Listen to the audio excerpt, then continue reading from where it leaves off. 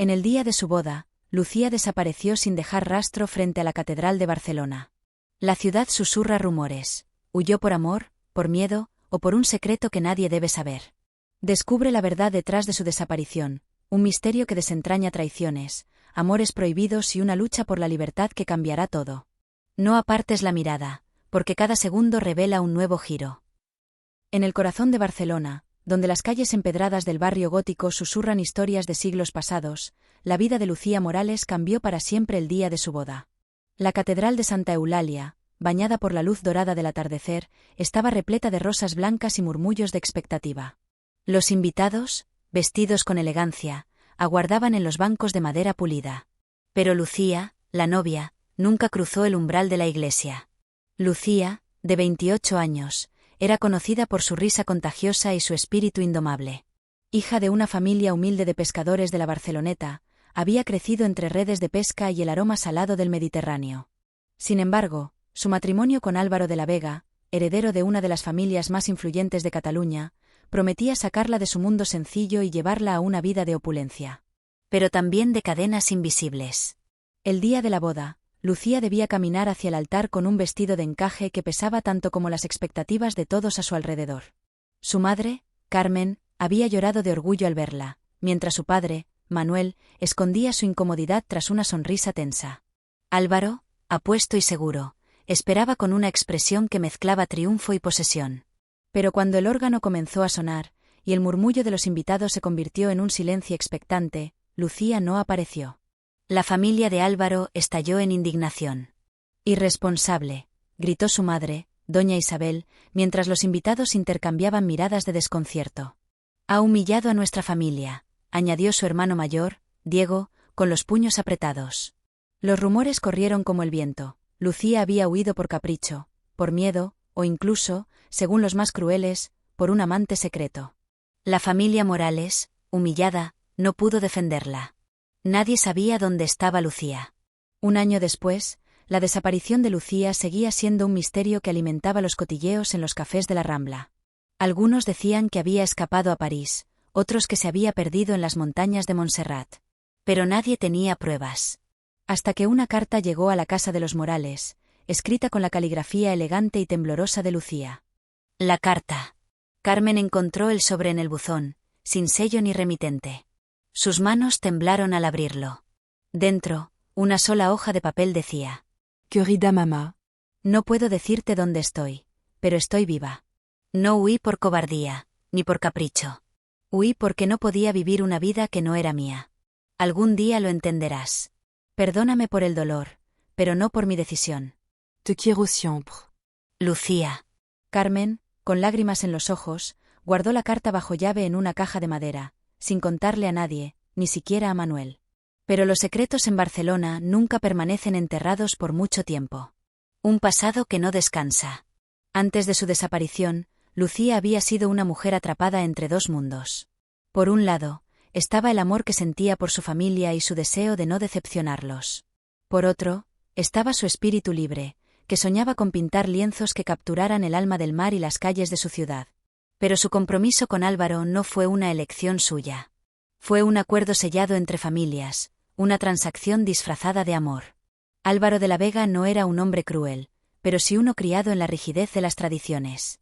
Su familia, propietarios de viñedos en el Penedés, veía el matrimonio como una forma de consolidar su legado. Lucía, con su belleza y su humildad, era el trofeo perfecto para mostrar al mundo.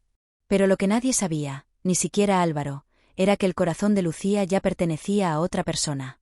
Se llamaba Clara, una violinista callejera que tocaba en la Plaza del Pi. Clara, con su cabello corto y su sonrisa desafiante, había conocido a Lucía un verano en la playa de la Barceloneta. Entre charlas sobre arte, música y sueños, nació un amor que ninguna de las dos esperaba. Pero en una ciudad donde las apariencias lo eran todo, y en una familia como la de Álvaro, ese amor era un delito imperdonable. Lucía había intentado romper el compromiso meses antes de la boda.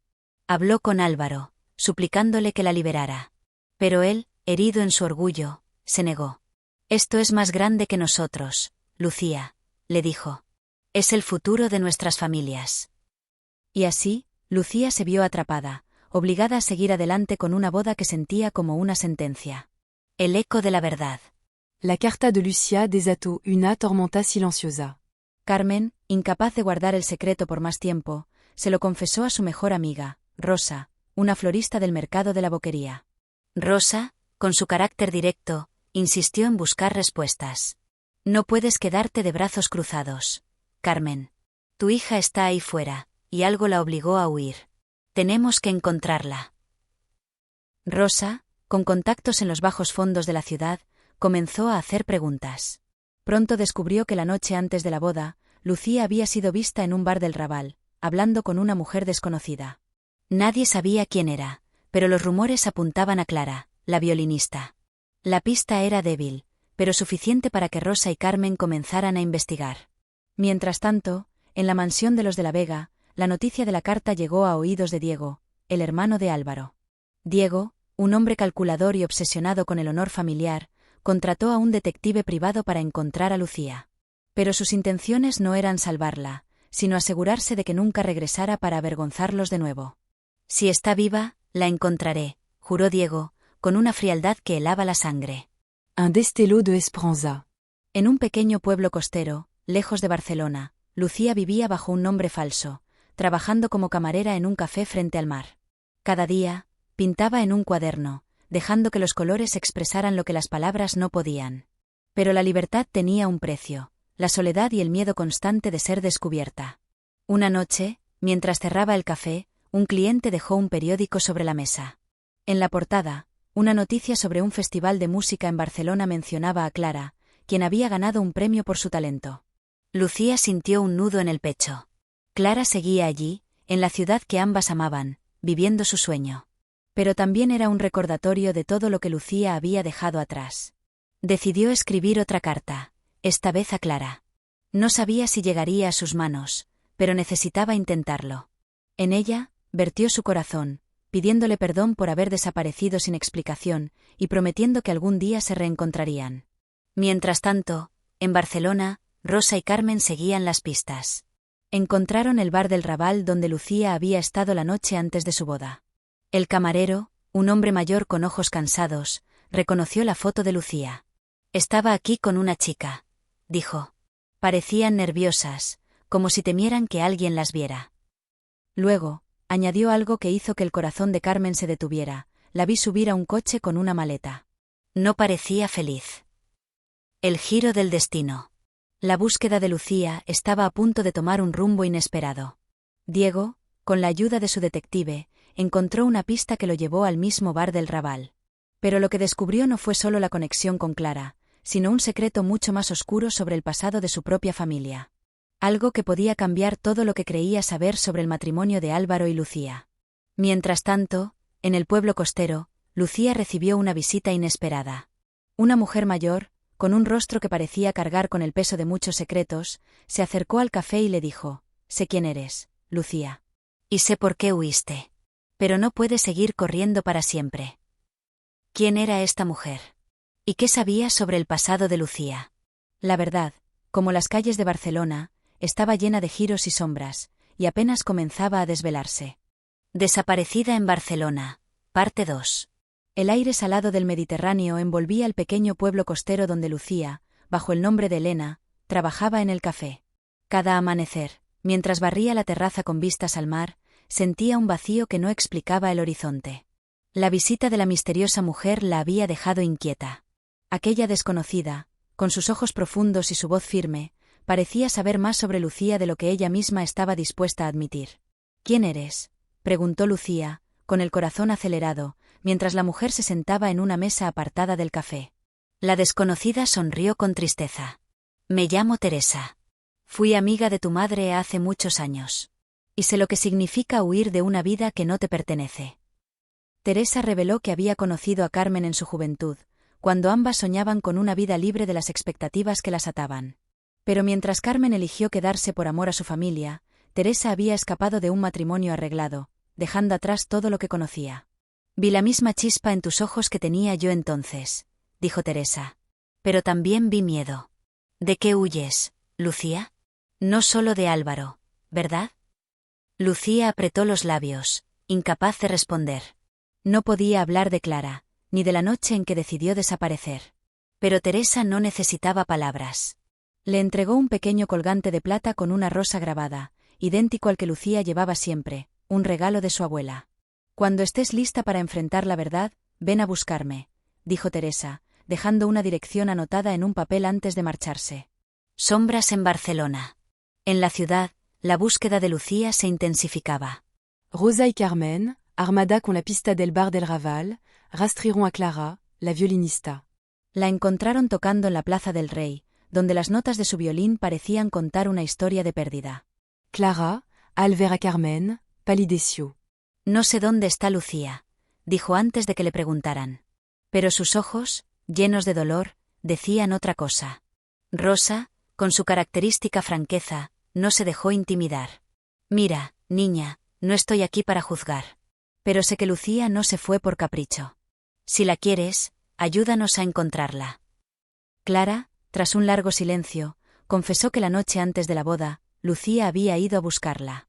Estaba destrozada, atrapada entre el deber y su corazón. «Me pidió que nos fuéramos juntas», susurró Clara, con la voz quebrada. «Pero yo le dije que no podía. No quería que renunciara a todo por mí. Le di dinero y le dije que se fuera sola. No he sabido nada de ella desde entonces». Carmen, al escuchar esto, sintió una mezcla de alivio y rabia. Alivio porque su hija estaba viva en algún lugar, rabia porque Clara, sin saberlo, la había empujado a un abismo de soledad. Pero también entendió el peso del amor prohibido que Lucía cargaba. En su corazón, Carmen sabía que no podía culpar a Clara.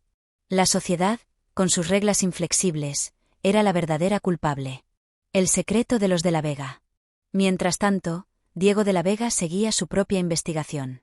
El detective que contrató, un hombre curtido llamado Javier, había descubierto algo perturbador. La noche de la desaparición de Lucía, alguien la había seguido desde el bar del Raval hasta una estación de tren en las afueras de Barcelona. Las cámaras de seguridad mostraban una figura borrosa, pero Javier estaba seguro de que no era un desconocido. «Creo que alguien de tu familia sabía que Lucía planeaba escapar», le dijo a Diego. «Y no quería que lo lograra». Diego, incrédulo, revisó los documentos que Javier le entregó. Entre ellos había un contrato, firmado años atrás por su padre, don Rafael de la Vega, y el padre de Lucía, Manuel. No era solo un acuerdo matrimonial, era una transacción financiera. Los de la Vega habían pagado una suma considerable para asegurar la boda, a cambio de que los Morales cedieran derechos sobre una propiedad en la Barceloneta, un terreno valioso que Manuel había heredado. Lucía no era solo una novia, era una pieza en un juego de poder. Diego, por primera vez, sintió una punzada de duda. Siempre había creído que Lucía era una oportunista que había traicionado a su hermano. Pero ahora, el peso de la verdad lo obligaba a cuestionar todo. ¿Y si Álvaro sabía de este acuerdo? ¿Y si su hermano no era la víctima que todos creían? Un paso hacia la verdad. En el pueblo costero, Lucía decidió seguir la pista de Teresa. La dirección la llevó a una casa antigua en las colinas, rodeada de olivos y silencio. Teresa la recibió con una taza de té y una mirada que parecía atravesarla. «No puedes seguir escondiéndote, Lucía», dijo. «Tu pasado te encontrará, quieras o no. Y cuando lo haga, necesitarás ser fuerte». Teresa le contó una historia que Lucía nunca había escuchado. Décadas atrás, Carmen, la madre de Lucía, había estado enamorada de un hombre que no era Manuel. Pero su familia, al igual que los de la Vega, la obligó a casarse por conveniencia. Carmen obedeció, sacrificando su felicidad por el bien de los suyos. «Tu madre nunca quiso ese destino para ti», dijo Teresa. «Pero el miedo la cegó. Por eso no te detuvo cuando aceptaste casarte con Álvaro». Lucía sintió que el suelo se desvanecía bajo sus pies. Todo lo que creía saber sobre su familia, sobre su madre, se desmoronaba. Pero en lugar de ira, sintió una profunda empatía. Carmen no era diferente a ella, una mujer atrapada por las expectativas, luchando por proteger a quienes amaba.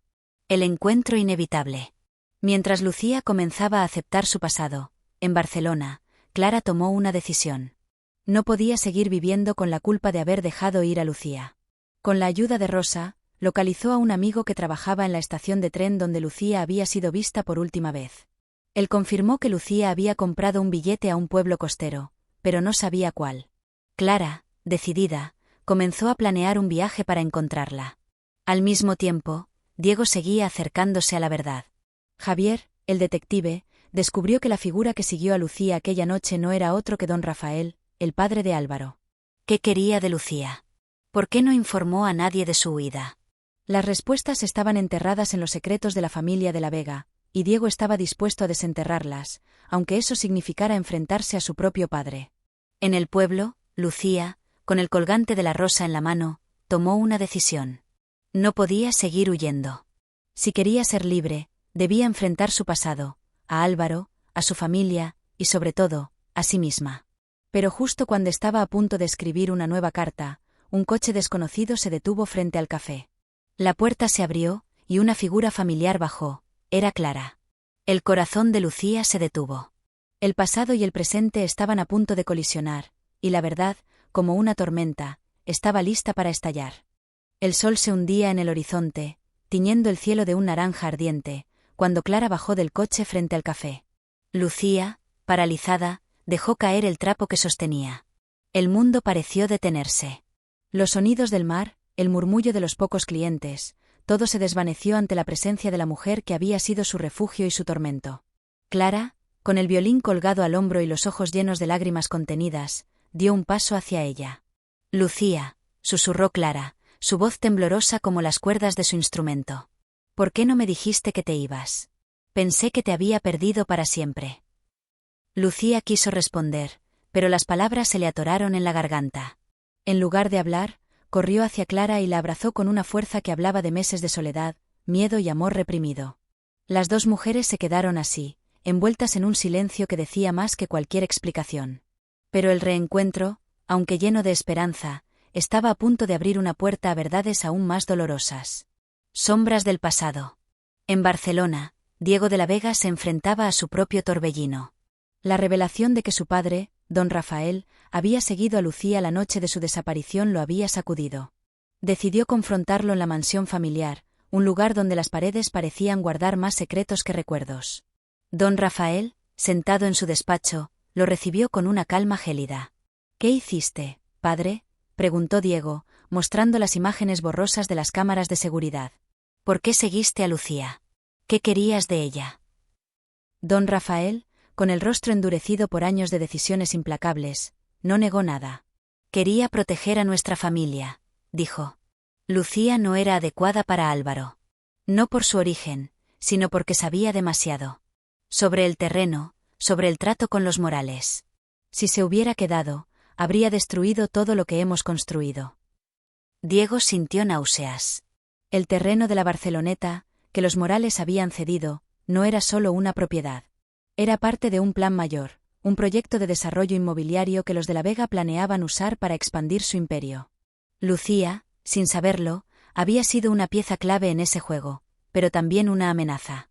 Don Rafael confesó que, al descubrir que Lucía planeaba huir, intentó detenerla, no con violencia, sino con promesas y amenazas veladas. Pero Lucía, con una determinación que él no esperaba, lo enfrentó y escapó. «¿Y Álvaro?», preguntó Diego, con la voz quebrada. «¿Sabía algo de esto?». Don Rafael desvió la mirada. «Álvaro no sabe nada. Y así debe seguir». La verdad de Lucía. En el pueblo costero, Lucía y Clara se sentaron en la playa, bajo la luz de la luna. Lucía, con el colgante de la rosa entre los dedos, le contó todo a Clara: el peso del matrimonio arreglado, el miedo a decepcionar a su familia, y el amor que sentía por ella, un amor que la sociedad y los de la Vega nunca aceptarían. Pero también le habló de Teresa, la mujer misteriosa que parecía conocer los secretos de su madre. «Creo que mi madre sacrificó su felicidad por mí», dijo Lucía, con lágrimas en los ojos. «Y yo hice lo mismo al quedarme tanto tiempo en silencio. Pero no quiero seguir viviendo así, Clara. Quiero ser libre, pero no sola». Clara tomó su mano. «No estás sola». «Nunca lo estuviste. Fui una cobarde al no ir contigo, pero ahora estoy aquí. Y no me iré». Esa noche, Lucía decidió que era hora de regresar a Barcelona. No para rendirse, sino para enfrentar a los de la Vega y reclamar su verdad. Pero antes, necesitaba respuestas de Teresa. Al amanecer, fue a la casa en las colinas. Teresa la esperaba con una caja llena de cartas antiguas, escritas por Carmen en su juventud.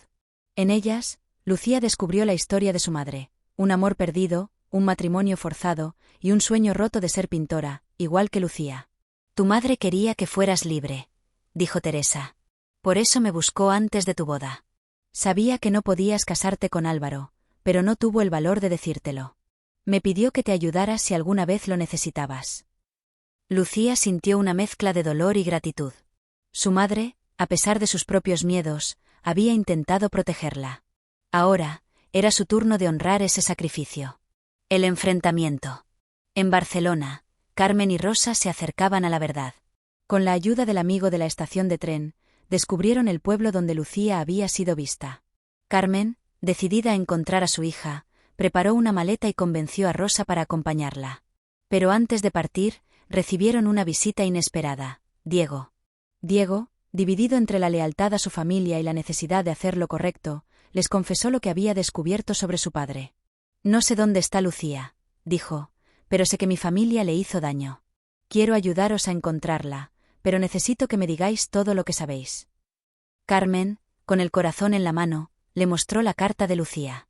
Diego leyó las palabras de la joven y, por primera vez, vio más allá del orgullo herido de su hermano. Vio a una mujer luchando por su libertad, atrapada en un juego que no había pedido jugar. Prometió ayudarlas, pero también les advirtió: mi padre no se detendrá. Si Lucía regresa, estará en peligro. El regreso.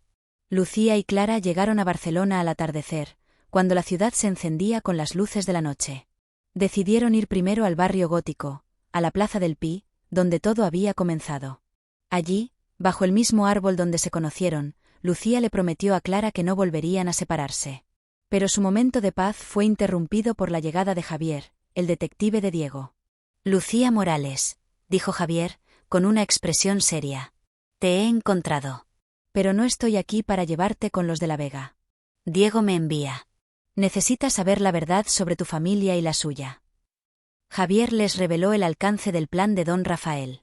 No solo quería el terreno de los Morales, sino que había usado su influencia para presionar a Manuel, el padre de Lucía, amenazando con destruir su negocio de pesca si no aceptaba el matrimonio. Lucía, al escuchar esto, sintió una furia que nunca había conocido. No era solo su vida la que habían manipulado, era la de toda su familia. Quiero enfrentarlo, dijo Lucía, con una determinación que hizo que Clara la mirara con orgullo. No por venganza, sino por justicia. Por mí, por mi madre, por todos los que han sido silenciados. El umbral de la tormenta. Mientras Lucía, Clara y Javier planeaban su próximo movimiento, Carmen y Rosa llegaron al pueblo costero, solo para descubrir que Lucía ya no estaba allí. Pero encontraron la casa de Teresa, quien les dio una última pista: Lucía había regresado a Barcelona. La ciudad, con sus calles llenas de historia y secretos, estaba a punto de ser testigo de un enfrentamiento que cambiaría todo. En la mansión de los de la Vega, don Rafael recibió una llamada de Javier. La he encontrado, dijo el detective. Pero lo que don Rafael no sabía era que Javier ya no trabajaba para él. La verdad estaba a punto de salir a la luz, y Lucía, con Clara a su lado, estaba lista para reclamar su voz.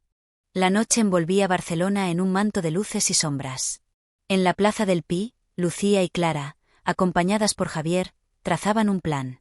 No se trataba solo de enfrentar a don Rafael, era una lucha por la verdad, por la libertad y por todas las mujeres que, como Lucía y su madre, habían sido silenciadas por las expectativas de otros. Lucía sostenía el colgante de la rosa, un recordatorio de su fuerza y de las promesas que aún debía cumplir. Quiero que los de la Vega sepan que no soy una víctima, dijo Lucía, con una determinación que brillaba en sus ojos. Y quiero que mi familia entienda por qué me fui. Clara, a su lado, asintió en silencio, apretando su mano. Javier, con su experiencia como detective, les advirtió: don Rafael es poderoso. Nous cédera facilement. Pero tengo pruebas, documentos que muestran sus tratos con los Morales. Si los usamos bien, podemos obligarlo a rendir cuentas. El reencuentro. Mientras tanto, Carmen y Rosa regresaban a Barcelona, guiadas por la pista de Teresa. Al llegar a la casa de los Morales en la Barceloneta, Carmen encontró una nota pegada en la puerta. Era de Lucía. Mamá, estoy en casa. Ven a la Plaza del Pi. Te necesito. Las lágrimas rodaron por las mejillas de Carmen mientras corría hacia el lugar indicado, con Rosa a su lado, rezando por un milagro. Cuando Carmen vio a Lucía bajo la luz tenue de la plaza, el tiempo pareció detenerse.